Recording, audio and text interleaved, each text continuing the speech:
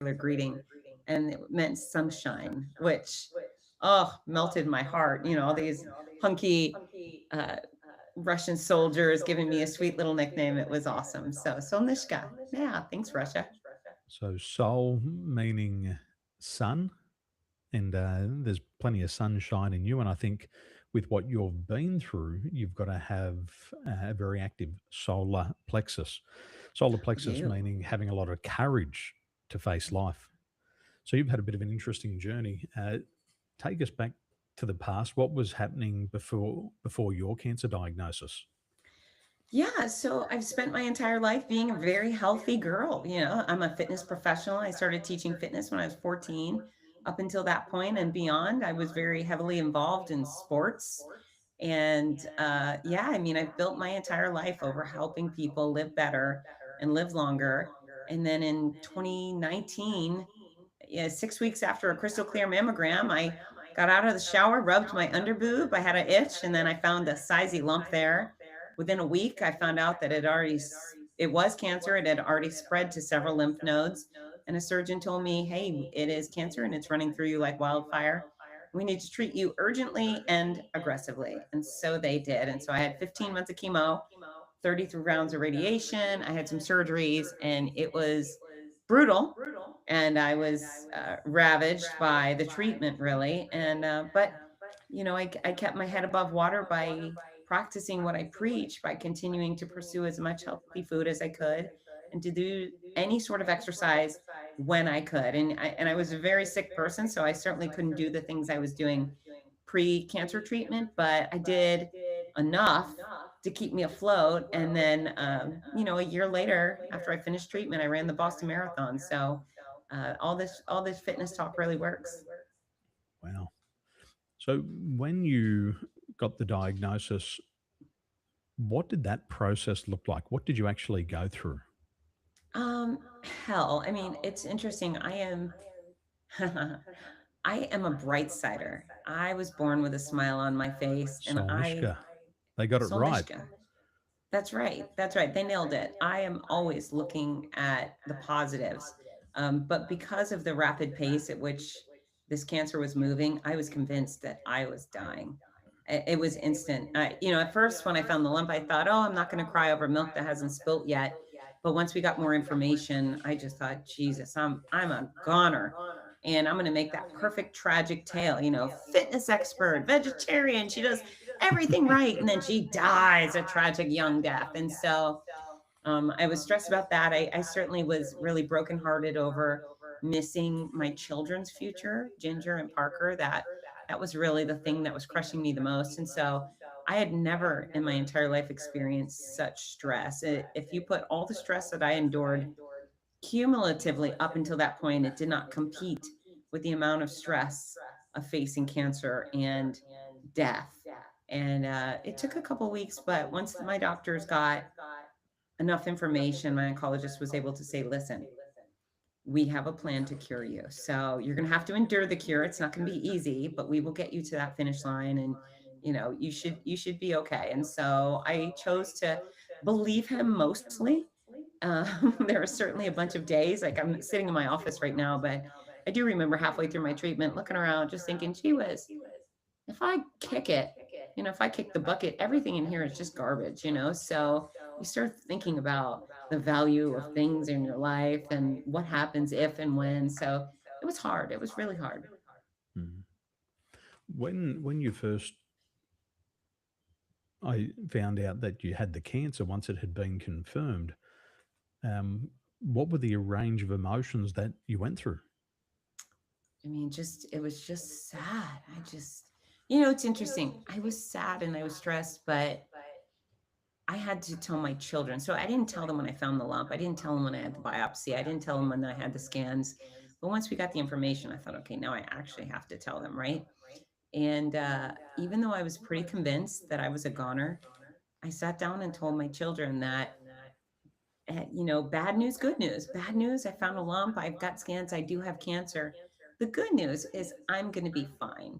And I did the greatest performance of my life trying to convince them that I was going to be okay, even though I was still pretty convinced.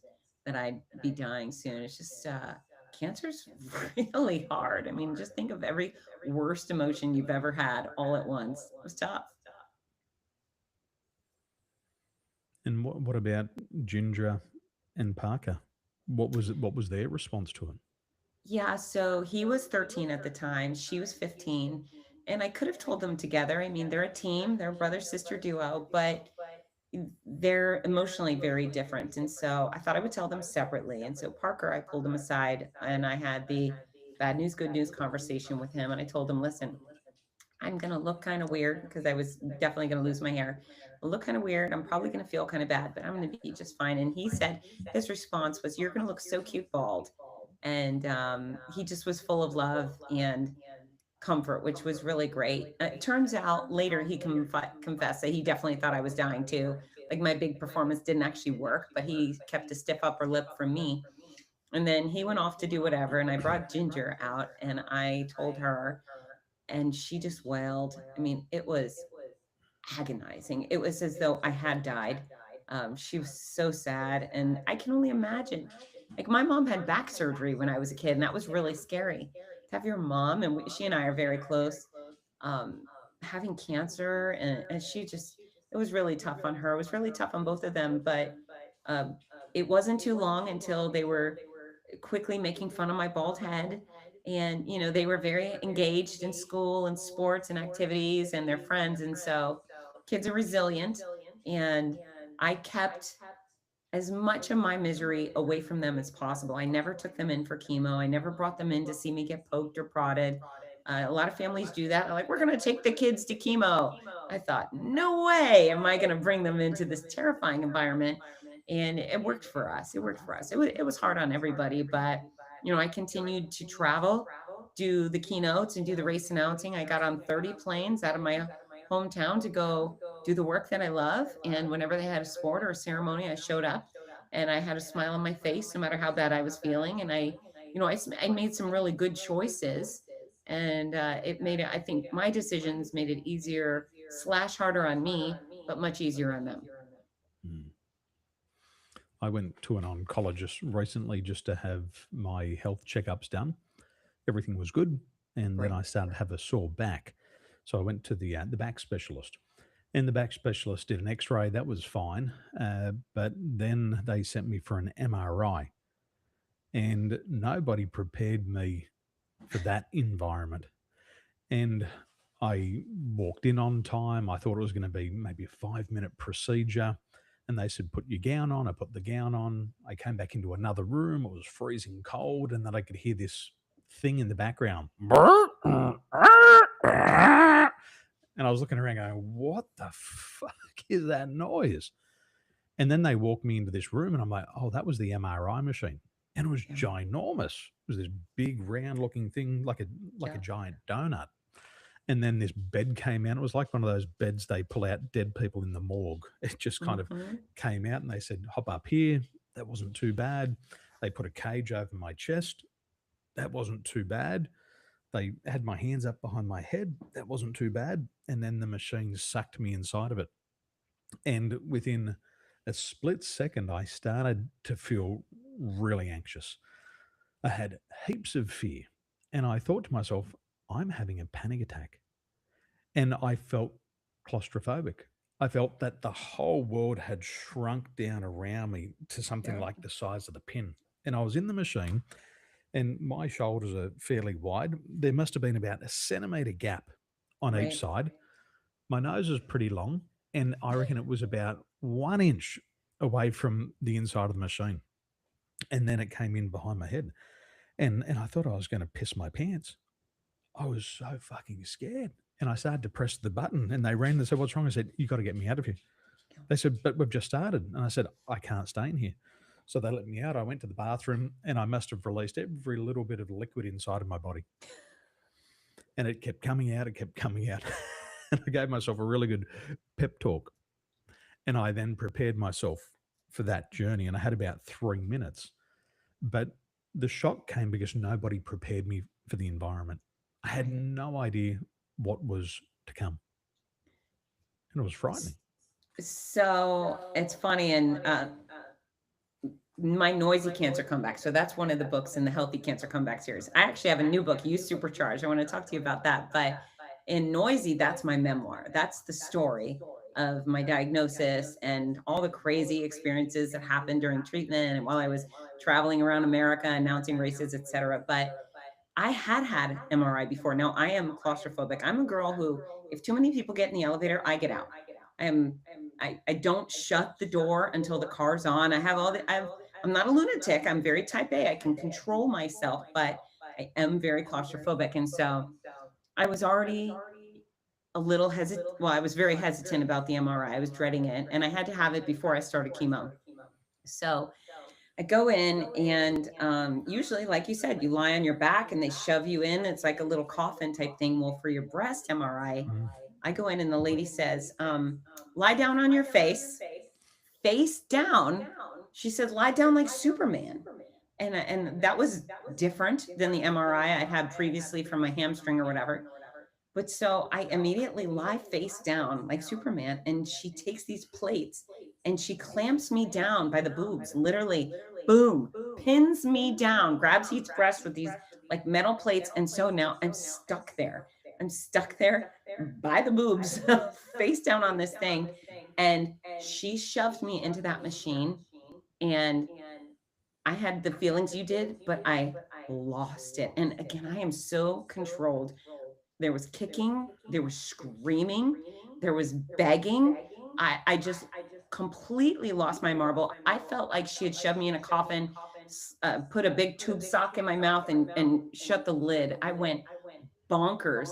And so she let me out and unclamped my boobs. And then I was hyperventilating and she started yelling at me. She had been nice previously. And she's like, you know what? You need to get this done before we start chemo. And if you don't do this, you won't be able to start and that cancer is going to get you. And I stayed late for this. I mean, she was a real peach. And so I tried to calm myself down and I was like, let me just pull my hair back. Let me take off the socks. And I never responded to anything in my entire life the way I did to this situation. And so I had to get back down like Superman, let her re-pin me down by the boobs and shove me back in. I also had an IV in my arm and I'm kind of a needle phobe. I'm an extreme needle phobe. So she pushes me back in there and it was interesting the things that went on in my mind, much like you. I just started talking to myself. And I find so many people have a real bad habit of putting themselves down. You're not good enough. You're too fat. You're too this. You're too whatever, doomsday. And it was that moment in my treatment that really made a big difference for me because instead of me thinking, this is what it's going to be like when you die of cancer. You're going to be in this box forever. There was things that could have gone on, but Mm. instead I started saying, you know what, you can do this. You've done all these hard things in your past. You've built a business. You have raised two great kids. I used to be a competitive kickboxer. Like my list of things I'd ever accomplished that was challenging just kept going through my mind, and I kept telling myself, you can do this. You've done hard things. You can do hard things. And like a psychopath, I kept saying that over and over. Thank God I did because it got me through it. And eventually, the banging stopped, and she turned off the machine and let me out because I was done. And again, I don't recall the last time I cried so hard. And I basically sprinted out of there. It was like, get me out of Mm. this place. And then a few months later, I had to go back and do it again. But yeah, MRIs are brutal. It's interesting. I thought while I was lying in there feeling like the world was caving in, if anybody walked in the room, they would just think, oh, Fitz is having a nap over there, right? Because it looks very casual when you were lying there. Mm. People didn't look like you were being waterboarded. It just Mm. like you were lying there. The things that go on in our head are pretty Mm. intense, right? Mm. Every past life experience I've ever had came back to my mind. Every Hmm. time I've been born and pushed through the birth canal, I felt like it was that same experience. I was having flashbacks and going, maybe this is what it, maybe my, because the first trauma all of us have is the trauma of separation from our mother during the natural birthing process and the C-section. It's traumatic. But for a lot of babies, they're being born and they're getting pushed through that birth canal. And that's what I felt like. I felt like every single memory had taken me back to the time of birth. And then I'm coming out headfirst out of the birth canal, but I'm stuck. everything's just crushing down on my body. And all I want to do is, like probably every baby that's getting born, is get out of that mum's belly. Oh, Like that's yeah. got to be an uncomfortable experience. And I'm lying there and I'm having flashbacks. And then I think to myself, Daniel, you must have got stuck in a pipe in your past life and drowned, because I was having these visions coming back that I was in like a drain, a water pipe, and I'm stuck down there and I can't Yikes. get out. And then the same things like you're mentioning here, like in the coffin, it's like maybe this is what being buried alive actually feels like. Okay. And I'm going through all of that. Did we know this conversation was going to take such a dark turn? There's a book called The Map of Human Consciousness by David Hawkins, and he talks about the collective consciousness, and we all have DNA, and then we have receptor DNA. And what he explains is that when we go through a particular experience, or we're in a particular environment in our life, we start to think thoughts that we've never had before. And he explains it as these thoughts aren't local, meaning that they don't exist in you. But what you tap into is you tap into the collective consciousness of everybody who's ever been in that same experience as you. Huh. So you pick up on Fitz's experience, you pick up on Daniel's experience, and you pick up on everybody's experience who has been in the MRI. And so you start to absorb all of this. And this is the reason why sometimes we have these crazy fears. Yes, they can originate from inside of us. But if we've never had that experience before, Yeah. they've had to come from outside. And all of us pick up on that vibration. You walk into a home that's a broken home and your parents have been fighting, you can feel that feeling immediately. You walk into the morgue and you can feel the depressed and Yeah. sad feeling. You walk into the birthing area of the hospital and you can feel the love and the joy. It's all those different emotions, and we tap into it. And that's what I felt that I had tapped into, was something primal inside of myself. But then all the feelings, the person who was in there 30 minutes ago and in the morning and the day before, was Yeah. such a such an interesting thing. And as I was going through it, all of my training that I've ever done was coming back. If NLP works, this is the time I need it to work. If self hypnosis works, this is the time that it better work. If Yeah. timeline therapy works and emotional intelligence, this is the time that I need it. And I was laying there and the negative thoughts crept in and I was able to balance them really well. But then I got to a bit of a breaking point where you were laid out on your stomach like Superman. I was on my back Yeah. and my shoulders started to cramp up. There was absolutely no blood flow in Right. them. And it went from mental and emotional pain to now a physical pain. Mm-hmm. And it was the physical pain that became harder because now I'm stuck and there's no blood flow. Yeah. And it's Yeah. it's now becoming excruciating. But the thing that started to break me down was thinking, imagine if children had this experience and no one ever prepared for it.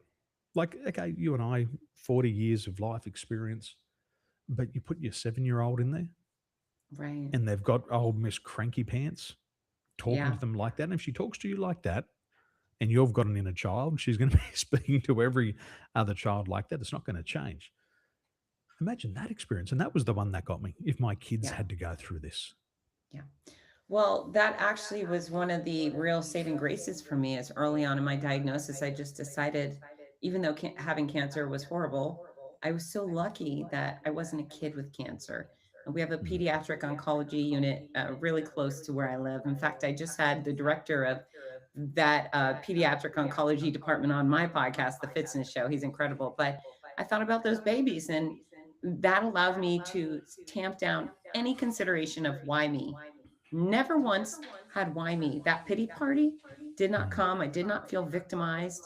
It just, I knew I was a fluke and I was going to get on with it. But I was always so grateful that I wasn't a kid with cancer and it wasn't my kid with cancer. And so, yeah, there's always someone who has it worse. And if anyone in my family were to end up facing something slash anything horrible, I was really appreciative that it was me.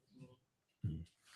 When the technician behaved the way that she did, what did you take away from that? What was you learning? Oh, what did I learn? Golly. I don't know. I mean, just it's interesting. Through the course of my treatment, I had some exquisite medical care and some wonderfully caring people, and then I had some real grouches.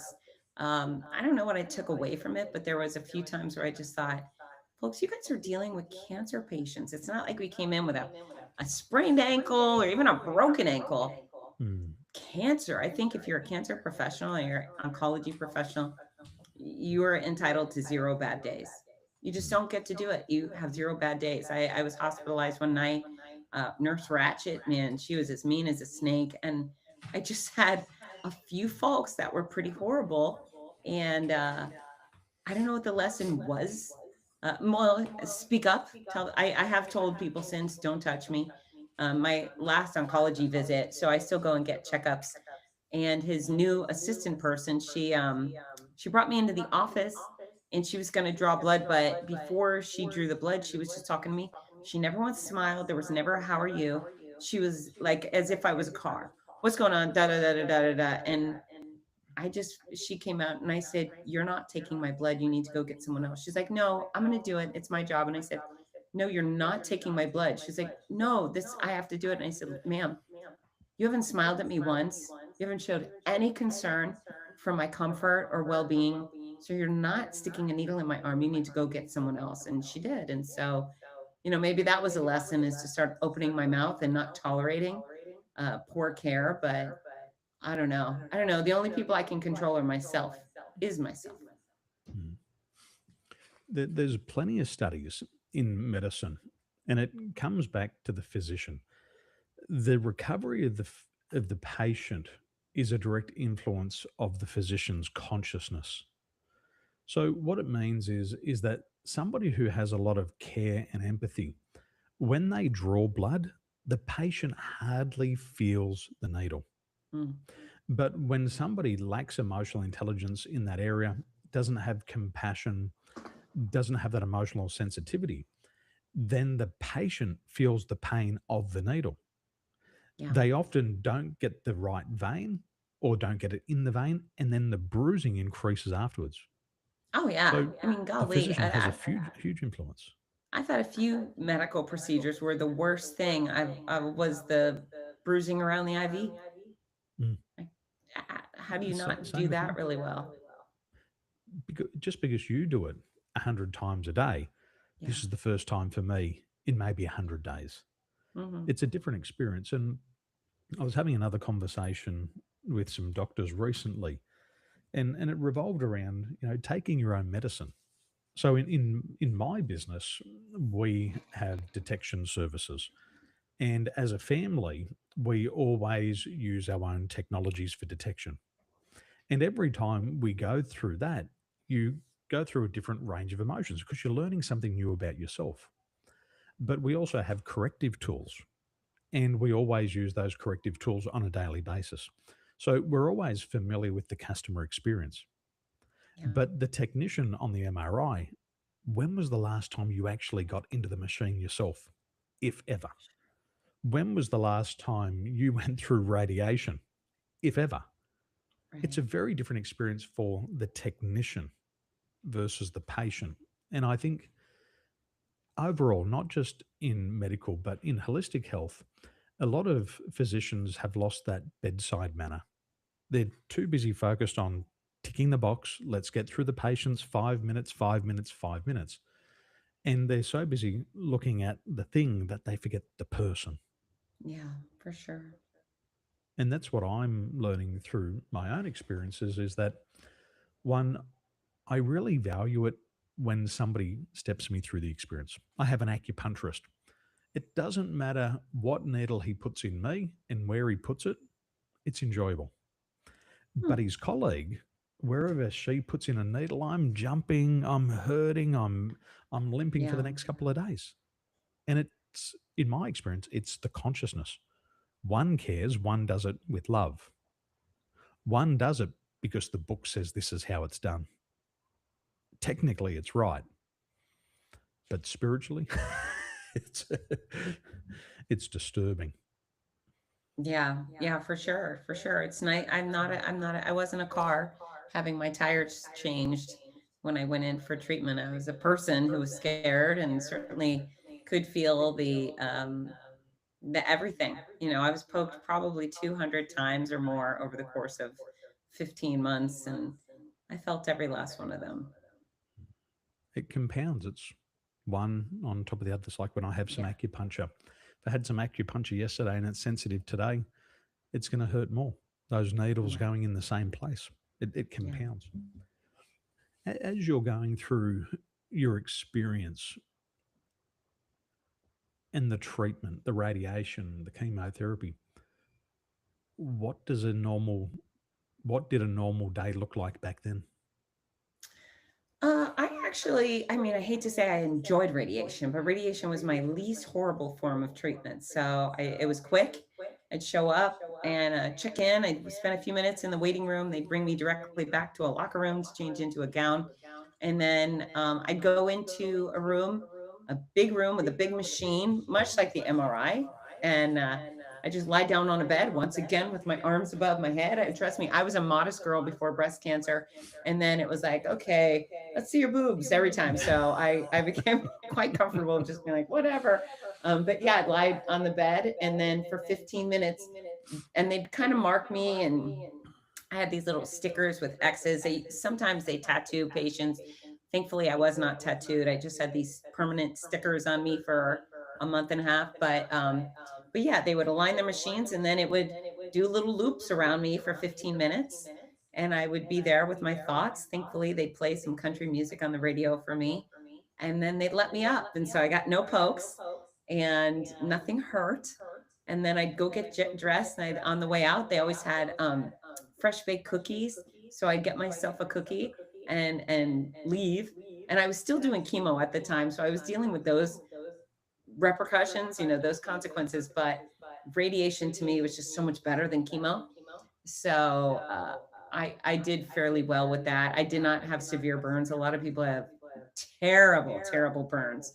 I had a ton of radiation. I had 33 rounds, which is an awful lot, but thankfully I did not have severe burns. I kind of look like I had a sunburn. I got some itchiness. I really glu- glooped on the ointments they told me to do, and I think having a little bit of youth on my side went a long way. But yeah, radiation wasn't so bad. So yeah, it's interesting. It's so far, well, 5 years now. It's hard to believe that was me. It's hard to believe I endured all that. My father-in-law, he had an infected tooth and then he got Right. cancer in the jaw and the lymph nodes. And they rushed him in for an operation and they cut him open kind of from here down. Mm. So if anybody's ever seen the Predator movie Oh yeah, and the I'm Predator's very mouth comes familiar. Yeah. back like that, it was like they just peeled him open like that. And after the operation, we went to see him and he was unrecognizable. From the shoulders up, his head looked like a basketball. Wow. You couldn't you couldn't really define the eyes, the nose, the mouth, the ears. It was just one big swollen thing. Yeah. And it was the most horrible thing I've ever seen. Yeah. The most horrible thing to look at my father-in-law and to have the scarring, but also the swelling. I wanted to get out of there. Yeah. He No, was it's positive. He was optimistic, but for me, I was definitely the opposite. And I so. watched him go through his radiation treatment, and he was cooked. He Yeah. was he looked like one of these um, mutants from the X-Men series. Just one Yeah. side of his face was burned and red, and almost went black. It was that cooked, and he was Yeah. going down there consistently, and it was tough watching him because we couldn't do anything for him. We couldn't take away that Right. pain physically. Yes, we could support him, but there's nothing you can do to take away that person's pain. No, it's a very It's like lonely a process, no matter how grief. much love and support you have, because nobody can do any of it for you. You have to do Mm, everything. You have to take, I had to take all the pokes, all the prods. I had to go in for all the surgeries. I had to get all the zaps by radiation. No matter how many people said, I love you and I can help. And, they drove my kids around and they brought meals, and that was extremely helpful. But when it comes to, putting one foot in front of the other, walking into a treatment facility, you got to do it yourself. But here's the deal. Cancer's horrible. Treatment's horrible. We could all tell a bazillion stories about the horrible, right? But I like to focus on what people can do to turn their life around, right? So, as I went into cancer care, I was already super fit, which really went a long way for me. And so I want everybody to know that they should prepare their body to do battle today, because you never know when illness or injury will strike, right? Whether you get hit by a bus or you get diagnosed with MS or ALS or cancer, nobody gets out of this world unscathed. So something may likely happen. Will you be more prepared for it? If you are super fit and strong and vibrant and with great stamina, when crisis strikes, you may slide back, but the slide will be so much less dramatic on a healthy fit body. If you are kind of a weakling or overweight, or you already have diabetes or something, you have a crisis, it's going to hit you like a nuclear bomb. And so right now you can take action, and it doesn't matter who you are and what shape you are in. What I'd like you to do is make it a priority. Like, you commit that I'm going to take care of my body, and you learn how. That's why I write the books. That's why You Supercharged exists. And then you work on getting 1% better every single day. Every single day, you focus on strength, their stamina, flexibility, balance. You put more nutritious foods in your mouth than unhealthy foods. You don't have to be perfect. You just have to, like, lean on foods. Some people, they get a cold, let's say just a cold, and they think, oh, I need to get some vitamin C. I don't want a cold. Okay, well, yeah, that's a good idea. Citrus, and even peppers, and there's a whole bunch of things with vitamin C that will help you boost your immune system. Okay, well, imagine if you had cancer, what kind of support you needed for your immune system. And so, nutritious foods will help stave off a lot of, illnesses and infections and diseases, but they also will help you recover. And so, wherever you are right now, exercise should be a priority. If you're diagnosed with something horrible, exercise should be an even stronger priority. Hey, I got to a point in my treatment where, my mother had screamed at me, "You need to eat. You look like you're in a Holocaust." And I said, "I know."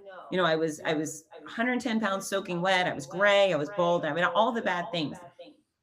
But had I not been exercising along the way, I would have been 95 pounds, not 110. I would have mm, been hospitalized for a month, not just one night. I would have had a feeding tube. That never happened to me. And so, people can control their existence today. They should. And not only are you preventing the bad stuff, but holy cow, your entire life can look so much better. You can look better, feel better, perform better. You can live really long. And besides living really long, you can live really well, because nobody wants to be 80 or 90 if you're just stuck in a chair or bed and you're riddled with pain and you can't go to the bathroom yourself and you can't buy your own groceries and you can't drive your car. So, you know, you got to put some effort into this quality of life. And if you do that, again, that lonely experience, you do that, you will enjoy the benefits. every military is battle ready. Yeah. Every soldier is battle ready. Every athlete is competition ready. Yeah. When we used to compete in the sport of wakeboarding, we would have our summer competition, but you had to train through winter because Right. there was always something coming up.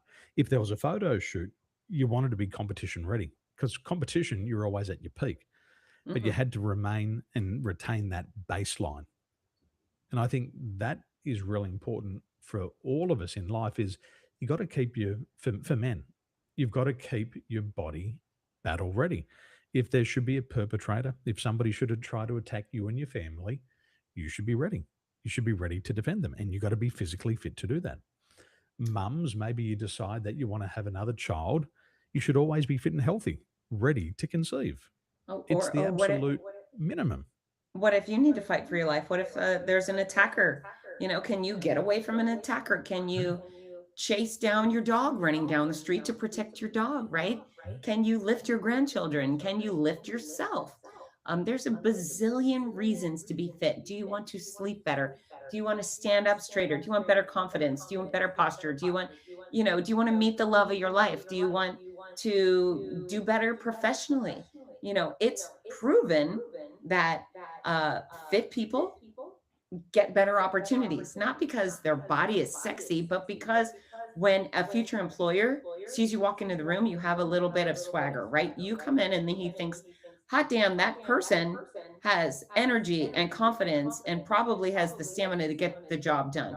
I need a person like that. If you walk in a room Discipline, and you haven't routine. taken care of yourself, and maybe you're overweight or out of shape and you got bags under your eye and you just look like a catastrophe, nobody's going to hire you. And so getting up early, staying up late, whatever, putting in a few minutes here or there, choosing better foods, it will make every aspect of your life better, not just your work. It'll make your social situation better. And most importantly, you will feel better. You will live better. And, competition's great, but we're in this competition called life. How far can you get? How long can you live? How well can you live it? We have to be fit. We've got to be strong. I know in business for me, when people have a look, they've told me, they said, Daniel, we've hired you because of your pedigree, because you've been a 3 time state champion athlete, Okay. because you've been an Australian champion athlete, because you've competed at the extreme games. We know you're disciplined. We know you work hard, Yeah. because you don't get to the top by being lazy. No. And so the foundational pieces are in there. Like with my sport, I was Australian champion at age 26. I started wakeboarding at age 14. I started water skiing when I was 5. By Wow. the time I was 26, there was 20 plus years of preparation, but those foundations are still there in place. And we don't have to, it's like for men, you don't have to look like you're on the front of GQ magazine. You've just got to be healthy and fit and your Yeah. ideal weight. Yeah. That's the key. If you're walking, what is it, about 6,000 steps a day, you're going to be up there with the top 10% healthiest people on the planet. Like if you just walk 45 to 60 minutes a day, you're super fit. Well, and that's it's good to walk a whole bunch, but there's more that goes into it. So I'm gonna Mm. give the big reveal. This is the new book, You Supercharged, the exact formula for fitness, weight loss, and longevity. And a lot of people, it's actually a myth that walking every day makes you fit. In order to qualify as fit, and mind you, I love walking every day. You should do it. But in order to qualify as a fit person, you have to be proficient in four different pillars of fitness. So it's cardiovascular, that's your heart and lungs, which makes a lot of sense, right? Your stamina. Then strength, that's your ability to lift, push, pull, and press against resistance with all of your muscles, not just your biceps, not just your back, it's your glutes, your quads, your calves, your neck. You should be strong and all over your body. Then there's flexibility. That's your ability to go through a full range of motion without sprains, strains, or tears. And then the fourth pillar of fitness is balance. And the reason balance training is important, people have no idea, but it's so you don't fall down. And falling down can be a real problem. When you're 30 and you fall, you think, ouch, that hurt. But when you're 70 and you fall, quite often that leads to an immediate or very soon demise, right? Within 3 days to 30 days, quite often you fall, you break that hip, you're a goner. And what an embarrassing reason to die, right? You fell down and now your whole entire life is over. So, in order to be fit, it's got to be strength, cardio, flexibility, and balance. And you don't have to be a wild man about it. You don't have to be a bodybuilder or a marathon runner, although those things are nice. You just have to work to be 1% better every day, pushing the envelope forward. And, so many people think they don't know how. So, in this book, there's a 90-page chapter called Everything Exercise, where there's over 300 instructional photos where I teach you how to work each muscle regular, versus gravity with a dumbbell, with a band. But then I teach you how to exercise in a chair, how to exercise in bed, how to stretch in the shower. So, no matter where you are physically right now, whatever limitations you're facing right now, I can help you do better and be better. And we also cover like frequency, intensity, time. People always say, I don't know when to exercise. I don't know how hard to exercise. Okay, well, I've answered all those questions. Our bodies definitely change, and I have got to my 40s, and I noticed that my body shape started to change. My legs when I was younger were thick, and then they went skinny. But I changed my diet for a long time. I went really lean on the carbs, really lean on the meat, and ate a lot of vegetables. And I noticed that my body slimmed down. But in my 40s, my body changed shape. And one of the first things that I did, I went and asked a personal trainer. I said, I don't know what to do anymore. I said, Mm, because what used to work yeah. doesn't get me the same results. And it was interesting once he had a look at my fitness goals and, my age, my aging process, he gave me a couple of different things to do. And one of the things that he taught me how to do was squat correctly. And Okay. Yeah. after, I would say, about 6 months, going to the personal trainer twice a week, I had solved a lifelong problem. When I was born, I had clicky hips and I'd walk and the ligaments would click, click, click, click, click. 6 months of learning how to squat properly, a lifetime problem disappeared. That's And I was awesome. like, oh, wow, at 40, you can still Yeah. recover. And even what you said here before about flexibility, they were doing some research recently and they said that people who did gymnastics in their younger years and continued to stretch during their older years have a 6 year longevity on the average person in the population. So there's a direct correlation between your flexibility, especially in the upper body, and your respiratory and life length. 6 years. Well, So yeah, learning and how we to would stretch imagine and that breathe, someone critical. who was in competitive gymnastics just really learned some healthy habits overall, and Mhm. maybe they maintain their strength and absolutely. I mean, it's just Well, you're learning what a how to blessing when fall. a what a They what a they they learn blessing. how to fall, Oh, that too. Yeah. Yeah. so you don't Great so you don't balance. break the hip. Hmm. You can do a Yeah. tumble. You can roll Right, down the right, street. right. Yeah, maybe they're just not falling at all, but yeah, and what a blessing to start our children off with sports activities and sports, our we learn to walk and so forth, but once we start picking up balls and trying to connect with other people or fling our bodies across a court or a field, that's where we learn those fine motor skills, and those are capabilities that can last a lifetime even with a little bit of a modest effort. It's funny how many parents say things like, well, my kids don't like sports. They're science nerds or they like Star Wars. No, you have to put your kids in Mm. sport. And my kids, I would say, listen, I don't care what sport you play. I don't care if you're good. You just have to pick a sport. You have to pick a sport. Doesn't matter to me which one. You also have to be in a club, right? So it was soccer and football and tennis and volleyball and cheerleading. They did a little mishmash of everything, but they were constantly active, moving their body, challenging themselves in different ways. They were learning how to lead, learning how to follow, learn how to win and lose with grace, learning how to be a great teammate, learning how to show up at a certain place on time and wear the right thing. So if you get your children in sports, and even if it's by force, it doesn't make you a bad parent for saying, oh, you don't like sports, too bad. You got to choose. In fact, that's one of those great parenting um, skills where you're willing to tick your kid off for their own betterment. But yeah, you do that. And then, the soccer your child played at 6 and the cheerleading they did at 13 and whatever, it transfers into them having quality experiences and living better and longer because of it. It all counts. In any type of sports, you've got to learn how to fall. So it's like in wakeboarding and water skiing, you have to learn how to fall. And the reason why you have to learn how to fall is so you don't get injured. And once you fall, you've got to learn how to get back up. And Right. these are life skills. We're all going to fail. Yeah. We're all going to fall down. We all have to get back up. But not everybody knows how to get back up after a Yeah. temporary setback. So those early foundations are very important life skills.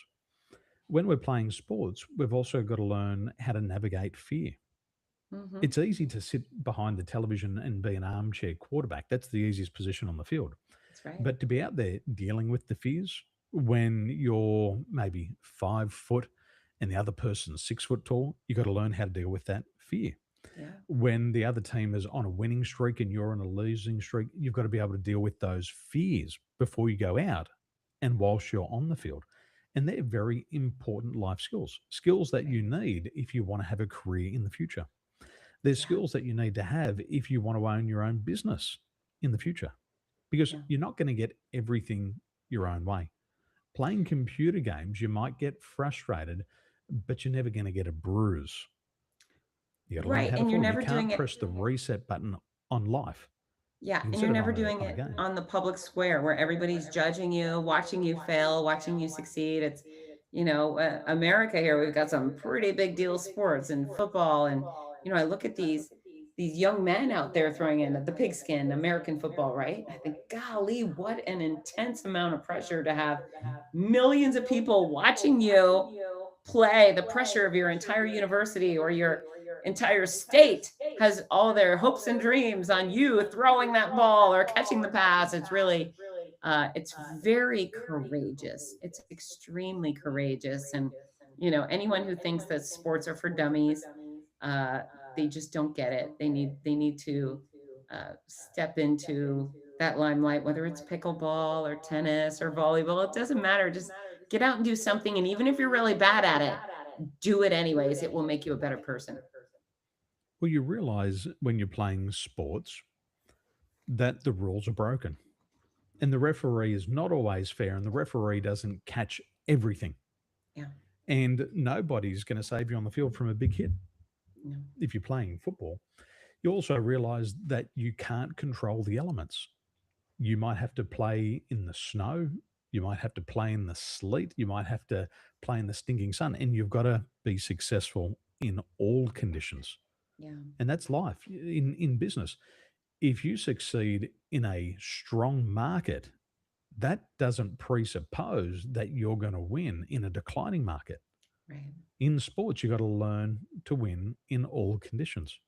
Yeah. And in sports, you realize that in life, it's not fair. If you come Right. first, you win and you get the glory. If you come second, you are the loser. Yeah. And you learn the same thing in business.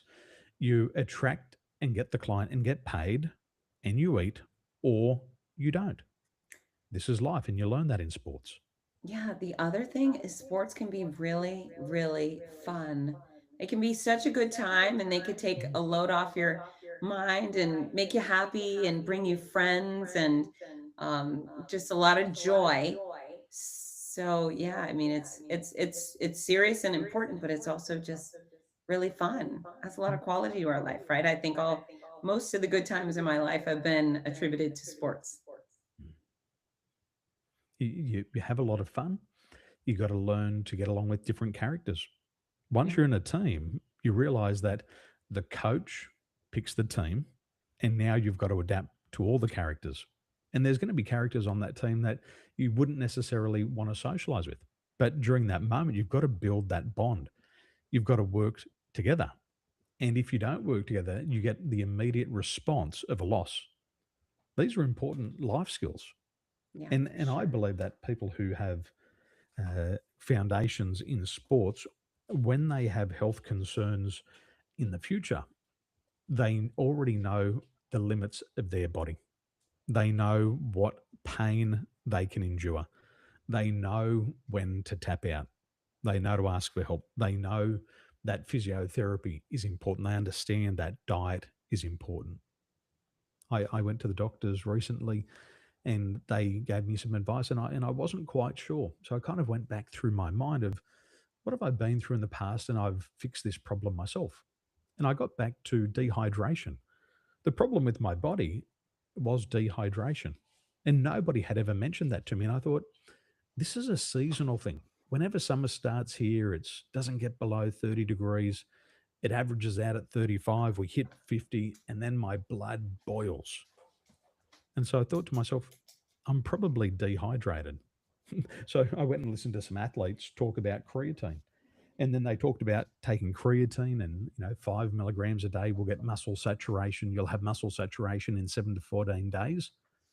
But you could also megadose creatine. And if you were doing Right. 20 milligrams a day, that would get straight into the brain.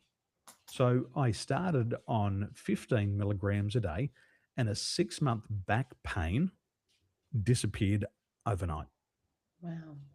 And it was that my body was just dehydrated, and it went back to sports. I went back to listening to what athletes were doing rather Yeah. than had, you got a compressed disc, you got degenerative disc. I don't think that's the problem. It's coming from my muscle.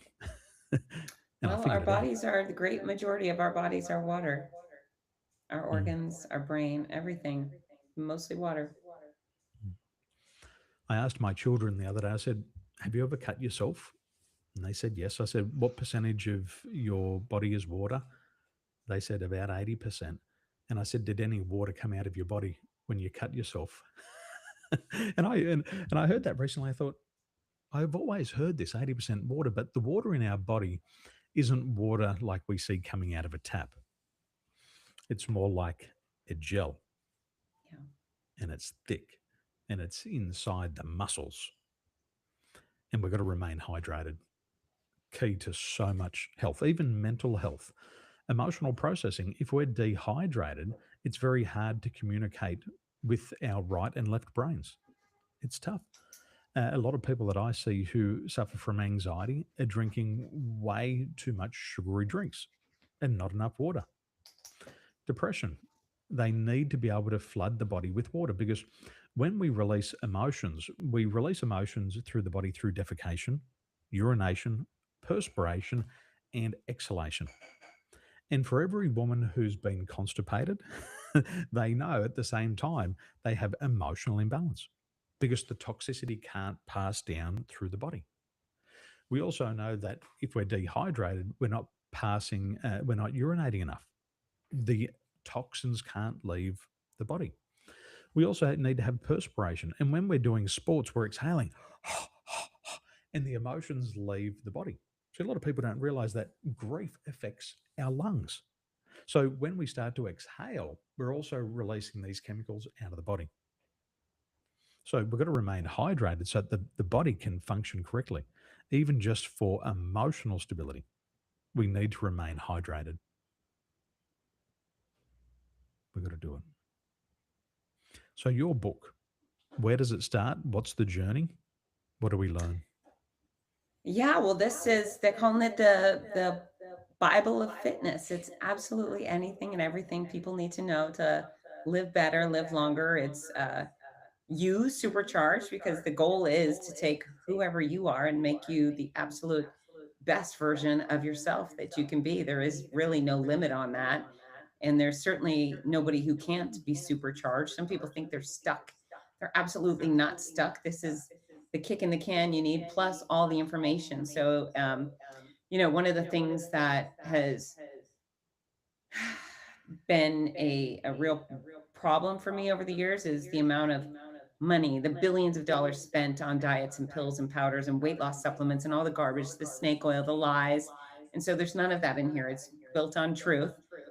Supercharged nutrition, and the everything exercise chapter is literally everything anyone needs to know about training in any of those modalities: strength, cardio, flexibility, balance, the exact formula for weight loss. So anyone who wants to learn to eat the right amount, specifically the right amount of the right food for the size they specifically would like to be, that's in there. It's, again, gimmick free. It's just simple science. It's a simple mathematical equation that works every single time. um, it's mental health, it's motivation versus discipline, it's healthy holiday hacks, it's training while traveling, it's working workouts into your workday. And I mean, there's a chapter called Full Force Femininity and one called Man Mode. And so men and women certainly have their unique obstacles, challenges, and so we target those. There's a chapter called Supercharge Your Family and another one called Aging Like a Badass. So I'd say my favorite is probably the Why Your Excuses Are Lame chapter. And so that targets every common excuse I've ever received over decades as a fitness expert. And so I kind of just poke you in the chest and remind you that whatever you think is holding your back isn't. You're just making it up and making excuses. And if you cut through those things, you can achieve everything you want in health and fitness. And um, yeah, I'm really excited about it. It's filled with joy and fun, and again, real science. And it's receiving rave reviews already for men and women and the younger folks and the older folks. It's written in layman's terms, so anyone can understand it and anyone can implement the simple tactics designed to help you do better and be better. Get supercharged. You mentioned 1% better health every day. Yeah. What does 1% better look like every day over the next 100 days? Well, what I tell folks is if you work to become 1% better, that's like you upgrade one eating habit per day and you maybe walk a little further or you lift a few more reps or you try a new class, right? 1% better, you're focusing on those things and sleep matters too. But in 30 days, you wake up one day and you go, you know what? I have a little less pain. I feel a little more energized. I do feel a difference. In 6 months, you look in the mirror and you think, holy hell, I cannot believe that's me. I can't believe I've made so much progress. I mean, 1% consistently eventually pushes you so far past where you started. And then ideally so far past where you believed you could go. It's that constant striving for improvement. And I'm very clear. Perfect is boring. I don't expect anybody to be perfect. You know, if you were going to learn a new language, let's say we're going to learn Russian. You're not going to learn Russian tomorrow. You're not even going to learn how to have a small conversation tomorrow, but you might learn a few words. Tomorrow you learn 3 words in Russian and you practice those. And then the next day you learn 3 more and you practice those. And then you start putting them together. And that's really how health works is, you know, you keep adding one healthy ingredient after the others. Now, if you still want to eat a little junk food here and there, or uh, I don't know, you don't want to go running. I don't care if you run, go biking, go dancing. It doesn't matter to me what type of exercise you do within the realm of strength, cardio, flexibility, and balance. But yeah, you don't have to be perfect. You just keep trying to do better, or I don't even like the word try, screw try. If you keep doing better, you will get to incredible places. And all of my people do. I mean, the blurbs on my book from people that I've guided with my exact formula and so forth is like, thanks to Fitz, I've lost 100 pounds and I've completed 60 races. I've lost 90 pounds and I feel better than ever. So I help people for real. And it's a 20 something dollar investment. And all of a sudden, I get to change your life and help you avoid all sorts of disease and um, injury. It's a good deal. And it's available on Amazon worldwide. Beautiful. Where's the best place to get a copy? Well, if you're coming in the United States, come straight to my website, fitzness.com, fitznes.com. It's all there. If you want an autograph copy with a little gift and so forth, come straight to Fitzness. But really, if you're an international audience, Amazon is everywhere. And just look up, it's Fitz Koehler, Koehler, or the book is called You Supercharged. And if you look that up, you'll find it. And Amazon delivers pretty quickly, don't they? They do indeed. Fitz, Yeah. thanks for joining us. Thank you so much. Thank you so much for having me, Dan.